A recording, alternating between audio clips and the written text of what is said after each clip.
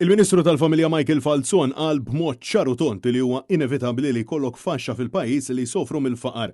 Meta kien mistoqsijek jitħassibx għal fatt li fid-diskors ta' sagħtejn id-dokument tal-budget ma kienx inkludi darba il-kelma faqar jew referenza għal foqra, Falzon stqarri li l-faqar f'ekonomija ma tistax tivitaħ. Stennejt li minn dan il-budget tissemma jew tirreferi fid-diskors għal faqar jew l-foqra ebda referenza għalihom. Ara fuq il-faqar, ħankun ċar ħankun skett, ma' l-ebda ekonomija fuċ id-dinja illi mhux se jkollha faxxa illi tgawdi anqas minn oħrajn. ċifri maħruġa mill-NSO uraw li dawk il-persuni li jinsabu f'riskju ta' faqar qed jiżdiedu kemm qalb dawk ta' taħt 18-il sena kif ukoll fost dawk li għandhom 65 sena l fuq. B'kollox sa' 2024 kien hawn aktar minn 92,000 persuna f'pajjiżna li huma f'riskju ta' faqar, persuni li dan il-budget nesihom għal kollox la darba huma single jew miżżewġin mingħajr ulied.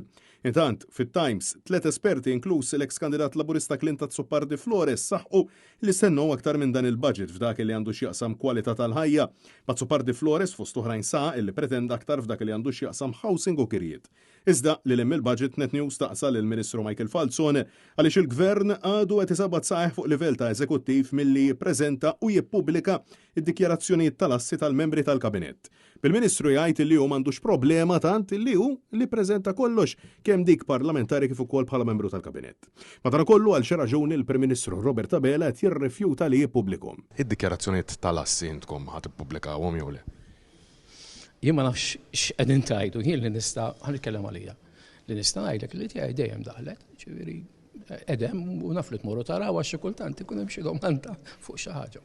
Id-dikjarazzjonijiet tal-assi tal-membri tal-Kabinett ġifieri qed ngħidu daw jiġu pubblikati biex jarawhom x'isem resistenza għalhekk qed ngħidlek. Ismani, tal-Parlament żgur illi dik id-dikjarazzjoni freely available u jista' jmur jara. Tal-Kabinett met nistaqsik jien. Jiena membru tal-Kabinett nerġa' ngħidlek inti hemm daħħalta u sħabi naħseb li jagħmlu bħali. Id-differenza bejn waħda u oħra ċew bejn il-pubblikazzjoni tad-dikjarazzjoni tal-assi tal-membri parlamentari u dik tal-Kabinett huma ċari. Dan għaliex il-leġislattiv m'għandu qatt jitaġen u jiġi ħaġa waħda mal-livell eżekuttiv għaliex tkun qed tħallat totalment żewġ pilastri tad-demokrazija.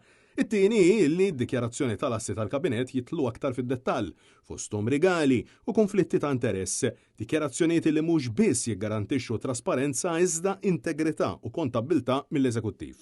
Bid-domanda ta' sal waħedha, la darba m'hemm xejn xtaħbi u ebda lok ta' suspett għalfejn il-Prim Ministru Robert Abela tibqa' jwebbes rasu għal dawn is-snin kollha.